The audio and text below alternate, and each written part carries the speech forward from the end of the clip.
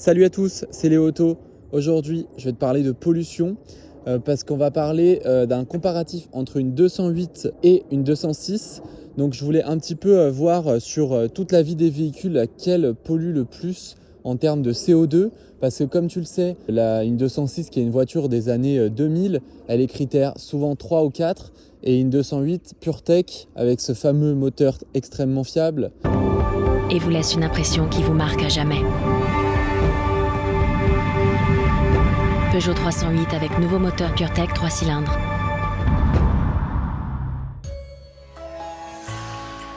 Il est critère 1. Donc on va voir ça tout de suite un petit peu pour avoir la vérité justement sur laquelle émet le moins de CO2 dans toute sa vie. Donc pour faire ces calculs, moi j'ai pris une 208 milieu de gamme, donc c'est-à-dire une 208 un peu comme celle-ci d'ailleurs, c'est une Allure. Bon, celle-ci est une électrique, forcément ça n'a rien à voir. Pour faire mes comparatifs, une 208 Allure de 2022 avec le 1,2 litre, 100 chevaux, boîte méca. Et pour comparer à quelque chose de comparable justement par rapport à l'année, j'ai pris une 206 1,4 litre essence, 70 chevaux. Elle a été produite au début des années 2000.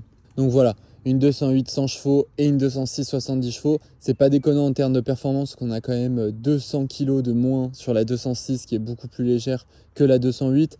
Donc c'est un petit peu kiff-kiff. Et puis par rapport aux puissances de l'époque, 70 chevaux ça représentait le milieu de gamme. On avait celui d'en dessous qui était le 60 chevaux. Donc voilà, j'ai pris le milieu de gamme comme là sur le 100 chevaux sur le PureTech. C'est à peu près pareil. Donc pour ce faire, j'ai fait un petit peu des calculs via tout ce que on peut retrouver sur internet. Évidemment, c'est des estimations, donc ça va pas forcément être la réalité. Tu peux tomber sur toi si tu fais un calcul différent en fonction de l'année du véhicule qui émet pas le même nombre de grammage de pollution. Donc voilà, c'est vraiment une estimation. Donc pour ce faire, j'ai pris mes petites notes. Tout d'abord, faut savoir que la 208 est critère 1 et la 206 critère 3. Pour la fabrication d'une 206, parce que comme je t'ai dit, je prends vraiment toute la vie du véhicule pour vraiment tout calculer. Donc une 206, elle émet environ 6 tonnes de CO2 à sa production à l'époque. Parce que beaucoup moins d'électronique, parce que tu vas le voir sur la 208, on est beaucoup plus haut. Pas beaucoup d'électronique, voilà, elle était basique. Niveau sécurité, il n'y avait pas des airbags dans tous les sens comme aujourd'hui. Donc sur la 208, par contre, on est plutôt autour des 10 tonnes.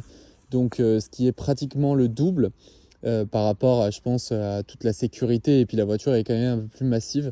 Ça, c'est à prendre en compte lors de cette estimation complète. Et par contre, sur une 208 PureTech de 2022, on est à 110 grammes au kilomètre de CO2 rejeté au pot d'échappement. Donc ce sera moins, t'imagines, que sur la 206 qui est à 150 grammes, encore une fois avec le moteur 1,4 litre essence qui fait environ 70 chevaux.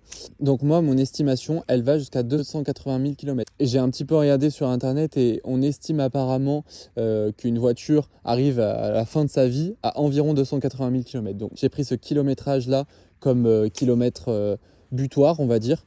Donc pour y parvenir, la 208 va émettre 30 tonnes de CO2. Pour la 206, 42 tonnes. Donc forcément, la 206 émet plus au pot d'échappement, donc elle pollue plus, donc forcément on a plus de CO2. Sauf que 280 000 km pour un PureTech, ça va pas être possible, ce n'est pas possible. C'est pas possible, monsieur. Non, ce n'est pas possible. C'est pas possible. Ce n'est pas possible. Non possible. Non, monsieur. Non, ce n'est pas possible. Oui, non, c'est pas possible. Sécurité. Sans être mauvais, je pense qu'une 208 n'y arrivera pas. Et donc je me suis dit, je vais regarder un petit peu à partir de quel kilométrage les pannes arrivent sur les 208. Donc c'est environ 140 000 km, d'après ce que j'ai vu. Achetée neuve en 2017, 3 ans plus tard, les premiers problèmes se manifestent. Dégradation de la courroie, surconsommation d'huile jusqu'à 1,5 litre tous les 3000 km. À 145 000, le moteur lâche. Donc ça correspond pile à la moitié de mon kilométrage maximum, qui est de 280. Donc quand je dis les pannes arrivent sur une 208 140 000 km, c'est plutôt quand est-ce que le moteur décède. Ok, on a la garantie de PSA qui est maintenant 175 000 km, mais généralement les moteurs cassent avant. Donc d'après ce que j'ai vu, c'est vraiment le kilométrage moyen de la casse moteur d'un 1 litre de PureTech. Donc je me suis dit, en fait, pour arriver au même kilométrage que la 208, il faudrait du coup 208. Donc 2 fois plus de production. Donc 2 fois plus de CO2. Et donc là, on arrive en fait sur au total 50 tonnes pour la 208 parce qu'il faut en recréer une deuxième. parce qu'on va racheter une voiture, parce que la voiture ne va pas tenir 280 000 km.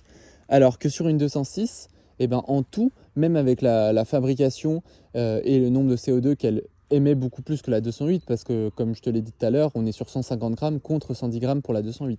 Eh ben, on tombe quand même à 48 grammes. Donc ça fait 2 tonnes de moins pour la 206, qui est soi-disant vraiment interdite dans les centres-villes parce qu'elle émet énormément de CO2, alors que je rappelle, elle fait quand même 200, voire parfois 300 kg de moins que la 208. Et sachant que je pense qu'une 206 à 280 000 km, elle peut éventuellement continuer de fonctionner. Évidemment, il y aura des gros travaux à faire, comme les trains arrière qui a souvent tendance à se casser. Mais en tout cas, on en voit énormément sur le Bon Coin avec autant de kilomètres là. La 208, c'est très rare d'en voir au-dessus de 150 000 km. Ok, tu vas me dire, elle est plus récente, mais même, on va pas se mentir, le moteur, il n'est pas du tout réputé. Donc, on sait très bien que ça ne tiendra pas. Résultat, si on fait un calcul un peu bête, comme là, je viens de le faire, eh ben, on se rend compte qu'une 206, elle émet moins de CO2 qu'une 208. Parce que quand on voit comment les constructeurs ont tiré sur les moteurs et qu'on se rend compte qu'en fait, un moteur actuel ne tiendra pas au-dessus de 150 000 km, ou du moins sans changer la moitié de la voiture, et ben c'est là qu'on se dit mais en fait c'est ça peut-être la pollution, de jeter la voiture plutôt qu'en faire des plus costauds qui émettent plus mais qui tiennent beaucoup plus dans le temps. Donc pour mon chapitre 2, je voulais parler un petit peu du prix parce que c'est vrai que on sait les voitures actuelles sont chères, etc. Mais là franchement l'évolution du prix est frappante parce que sur une 206 on est sur 14 000 € et sur une 208, donc encore une fois sur les milieux de gamme, j'ai pris toutes les deux des milieux de gamme, on est sur 22 000 €. Donc ça fait vraiment une énorme différence. Ok, il y a l'inflation, je ne l'ai pas forcément calculé, etc. Mais quand on se dit que la 208, elle ne dépassera pas les 150 000 km, alors que la 206, elle pourra aller bien plus loin, bah en fait, on se rend compte que il y aura beaucoup plus de frais sur une 208 que sur une 206, qui est plutôt très fiable comme voiture si on entretient bien. Évidemment, elles ont toutes des maladies, on va dire, mais globalement, ce n'est pas des choses qui vont faire que le moteur va se casser comme sur une PureTech. Pour la partie consommation, évidemment, la 208 qui est plus récente consomme forcément moins qu'une 206 qui va plutôt tourner autour des 7,5 litres, alors que sur la 208 on est plutôt à 6 litres. J'ai pas énormément conduit de PureTech pour être sûr de cette donnée-là, mais c'est ce que j'ai vu sur internet, donc si toi tu consommes moins ou plus, dis-le moi, ça m'intéresse. Mais c'est globalement ce que j'ai vu sur internet, 6 litres 100. Donc résultat, oui, la 208 consommera moins et te coûtera moins cher en essence. Donc là, j'ai noté une différence pour 280 000 km de 7 000 €. Donc c'est la consommation avec un litre de samplon 95 à 1,75 €. Mais tout ça pour dire que la pollution, elle n'est pas uniquement à la sortie d'échappement, mais les constructeurs, ils sont un petit peu victimes des normes européennes. D'ailleurs, l'affaire Volkswagen, c'était exactement ça. Le géant aux 12 marques, Audi, Porsche, Skoda, etc., a truqué les moteurs diesel de 11 millions de ces véhicules dans le monde pour les faire passer pour moins polluants. C'était parce que Volkswagen en avait marre des prises de décision de l'Europe qui étaient extrêmement sévères. Alors oui, c'était pas une raison pour tricher, mais je sais même pas si à l'heure actuelle les constructeurs continuent pas de tricher par d'autres moyens, parce que c'est tellement dur de respecter les normes à l'heure actuelle que on se retrouve forcément avec des moteurs qui sont jetables entre guillemets, parce que les moteurs tiendront jamais dans le temps. Et encore, là on n'a pas assez de recul, mais quand les voitures, quand les 208 comme celle-ci, elles auront peut-être 20 ans ou un peu plus, je pense que ce sera encore pire qu'à l'heure actuelle. Donc en fait, l'écologie, elle est uniquement à la sortie de pot. Pareil, tout ce qui est freinage sur une voiture qui fait 300 kg de plus, forcément, on va plus user de la matière. Donc la matière, c'est également de la pollution, surtout quand on voit maintenant les disques de frein qui sont bien plus gros qu'avant. Les jantes se noircissent beaucoup plus parce que les voitures sont beaucoup plus lourdes. Donc ça aussi, ça participe énormément à la pollution des microparticules en fait. Sur des moteurs comme la 208 avec des turbos qui compressent énormément l'air, en fait, on se retrouve avec des particules qui ne seront pas forcément calculées. J'avais vu ça dans une étude, en gros, ils disaient les turbos, ils vont tellement comprimer l'air, ça va tellement être compressé dans les cylindres qu'en fait, on a des microparticules tellement fines qu'en fait, c'est presque impossible de les voir et puis surtout de les traiter. Même avec un filtre à particules, elles sont tellement fines qu'elles peuvent même pas rester dans un filtre à particules ou dans un système AdBlue comme on a sur les diesels. Donc au final, je pense que même si on calculait toute la pollution, que ce soit les freins, les turbos qui émettent beaucoup plus de microparticules, je pense que sur une 206 et une 208, au pot d'échappement, on doit être limite kiff-kiff sur vraiment ce qu'elles rejettent en termes de négatif.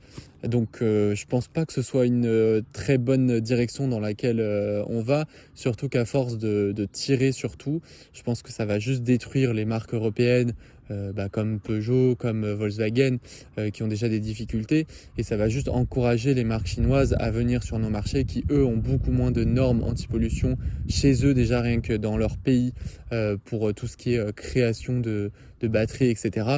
Chez nous, c'est très encadré. Et surtout, quand on voit la montée des prix des voitures, on peut en vouloir aux constructeurs, mais en fait, au fond, c'est pas forcément eux qui veulent augmenter les prix, c'est surtout les amendes que l'Europe met aux constructeurs quand ils n'ont pas respecté un certain quota de grammage à ne pas dépasser. Donc c'est-à-dire que là, le grammage, il est à 95 grammes. Donc ça veut dire qu'une 208 qui émet 110, elle en émet 15 de plus. Donc ça fait que c'est énorme. Et donc les constructeurs, ils ont une amende de 95 € par grammage dépassé.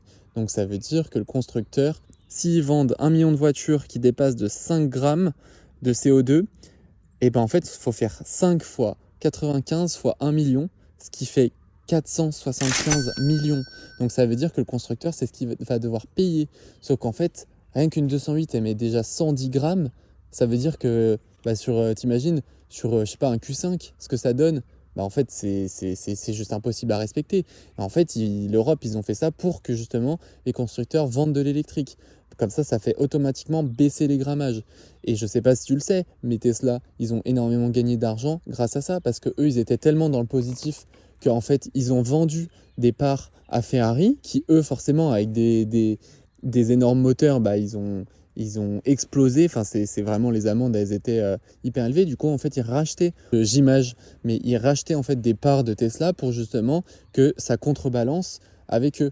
Donc en fait, c'est vraiment uniquement une histoire de pognon, et c'est ça qui est dommage, parce que du coup ça fait que les constructeurs sont obligés de vendre des voitures extrêmement chères pour compenser ça, et ça fait que du coup c'est automatiquement répercuté sur les utilisateurs.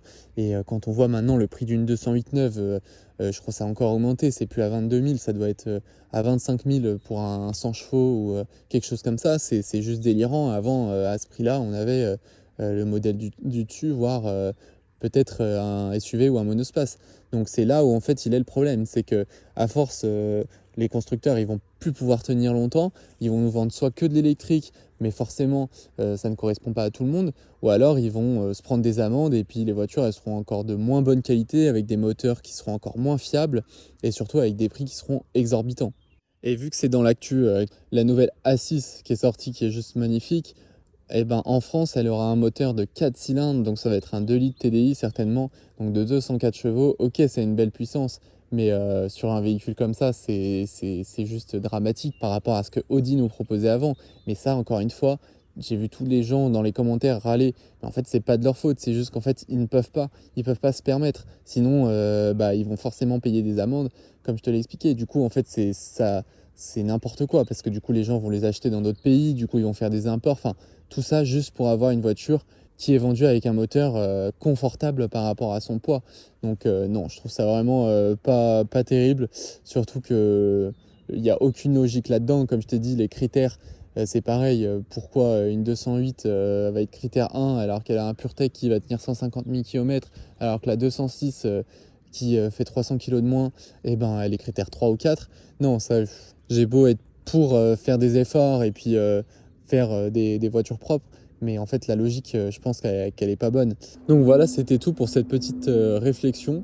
Donc c'est un petit peu pour faire comprendre aux gens que c'est pas forcément les constructeurs qui augmentent les prix et qui veulent faire des moteurs pas fiables, c'est juste qu'on leur impose. Alors oui, il y a certaines marques qui arrivent très bien, comme Toyota ou Mazda, qui arrivent à faire des moteurs qui respectent les normes anti-pollution et qui sont très très fiables, mais ça demande énormément d'investissement. Et là, par exemple, sur une 208, quand même un intérieur un peu plus sympa que sur une Yaris, c'est un look qui est un peu plus joli, un comportement routier pareil qui est hyper agréable, la voiture est bien insonorisée. Donc c'est ça qui est dommage en fait. Mais je pense qu'en fait les meilleures années, c'était peut-être les années début 2000, où vraiment les constructeurs avaient de l'argent, pouvaient se permettre de faire des voitures avec des bons moteurs fiables, qui tenaient dans le temps et qui étaient agréables à conduire. Alors que bon, maintenant, avec les FAP, les catalyseurs, les NOx, l'AD Blue, etc., on peut plus rien faire avec les moteurs, quoi. Mais je pense que l'État devrait également s'occuper des filtres à paix pour les chiens, parce que je pense que ça émet énormément de méthane et que c'est très mauvais pour l'environnement. Donc je pense qu'ils devraient même faire un système de critères. S'ils vont jusqu'au bout des choses, ce serait bien qu'ils s'y mettent et qu'ils fassent ça rapidement. Voilà, c'était Léo Auto. À bientôt.